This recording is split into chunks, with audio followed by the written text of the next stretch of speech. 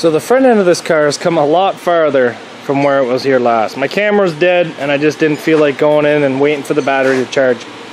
Now this is a figure 8 demo cross, mom's off-road rally race, endurance race car. This is not a demolition derby car. Before you guys start saying how much steel's here, just take it with a grain of salt. What we've done is we've taken 3-inch angle iron across the top of the rad support. It's not done being welded in yet, it's just mostly tack welded in. We have 2.5-inch back and we have some C-channel down.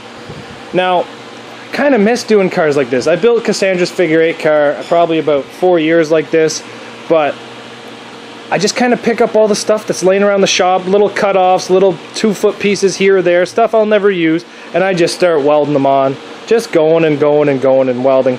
Now, the radiator in this is actually a hydraulic transmission cooler, and it's out of a cement truck. I don't know what it's called, but the mixer that goes on the back of the cement truck that turns to keep the cement liquid as it's being delivered from the plant to the job site, that's what that did. Now I'm going to have some problems. As you can see, the entry and exit out of this radiator is both on the bottom. So I'm actually going to drill a hole and then tap a hole through this thick steel here and then put a bolt with some silicone or maybe a rubber washer just to help get the air out of the system while I'm filling it. Pretty much that's all I'm going to do. I kept the power steering cooler. I'm just going to weld that down, give it a good tack weld so she kind of helps the power steering stay cold.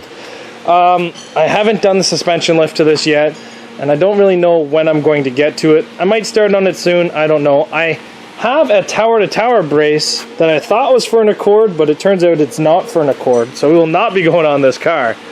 I still want to do the lift kit to this. My plan to build the lift kit is just going to be a 3-bolt spacer that bolts onto the top of it and then goes up 1 inch or 1.5 inches. From what I see on the line online, if you do a 1-inch lift there, you'll get about 2 inches out here. So I think I'm only going to go 1 inch and see where she goes from there. But it should be pretty easy to build that. The next thing that I'm pretty much going to turn my attention to is the cage. Now, I don't really know what I'm going to do for the cage. I know I want a post-to-post minimum. So I'm probably going to do a post-to-post and a driver door and a passenger door and keep them down low. That way the low door bars make it easy to get in and out of the car and also help protect the driver, because most bumpers are quite low, and if this thing's getting lifted, the bumpers are going to even go lower on the doors. The other thing that I really want to do is I want to do a rear strut tower to rear strut tower brace so that the one tower doesn't come in over the other. And I definitely want to do that because I'm still kind of debating whether or not to turn this thing into a pickup truck or not. Still think it'd be funny. I still think it'd be very funny to have a pickup truck Accord. But just easier to load all the junk in, I think. But I don't know. Maybe I'll start on the lift kit for this thing tonight. I don't know. See where she goes. I do want to do a little thing on this car. I haven't done this yet. I get asked a lot of questions. And what I mean by that is I get asked, my car won't start. It will turn over. I have no spark. My car just goes click, click, click. My car turns over, it has spark, but it won't fire. I want to go over some very common things that every derby driver that is new to the sport is going to need to know. For example, I want to do how to check for fuses, how to make sure that your grounds are good, how to make sure your battery is good, how to make sure that you don't have any vacuum lines disconnected. And I'll show you what a vacuum line disconnected sounds like. I want to make sure that you guys have your fuel lines hooked up right, because a lot of times when you guys are first getting into this has a lot of things that you really don't know that much, is fuel lines being backwards, my car just clicks and won't start, how to diagnose if it's a bad starter or a bad positive on this battery, that kind of thing.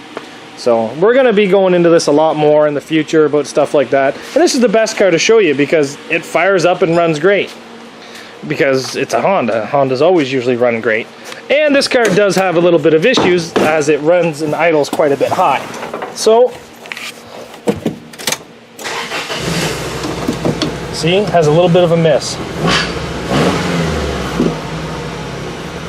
I don't really think it's a miss, I just think it's a bad exhaust leak.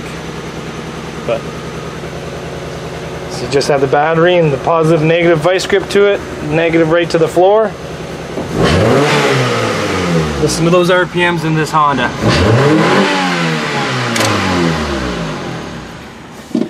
So I just want to maybe go through a little bit of a build theory series on this and explain some of the most common questions I get asked, because honestly guys, I must answer 20 questions a week. The first thing I say is check your fuses. Everybody says their car turns over but has no spark. Check those fuses.